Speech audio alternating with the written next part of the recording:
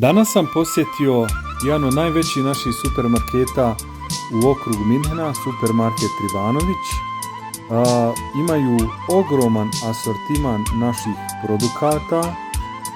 Sada ću vam pokazati redom šta otprilike ima. Znači imate naših pića, naših slatkiša, imate također naših vafli, čipsa, raznoraznih produkata, imate čips, flips, marshmallow, kikiriki, imate, vidite ovdje, marshmallow keksiće, onda imate sve produkte mesnih, suhomesnatih produkata, friškoga mesa, sve povoljno i friško, onako kako ste vi navikli da se to priprema.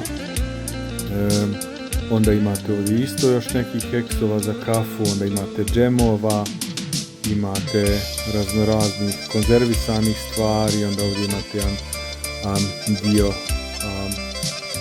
šerpe naše, imate dresove, imate pribor za školu, također ovdje imate recimo sve vrste pašteta i konzervisanih stvari, onda ovdje imate mliječne produkte, vajkrem, kajmak, šta ja znam šta, raznorazne sireve, dimsi, onda možete ovdje pronaći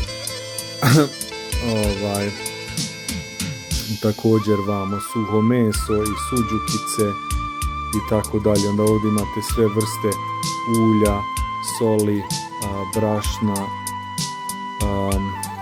kafe naravno, imate ovdje čokolino, imate razna raslađena pića, imate keksove, imate hljeb, imate kolače, znači sve vrste naših produkata, imate friško voće i povrće, imate naše paprike, ako pravite punjene paprike, imate vodu, imate razno naše voće, isto dosta produkata se dovoze sa Balkana.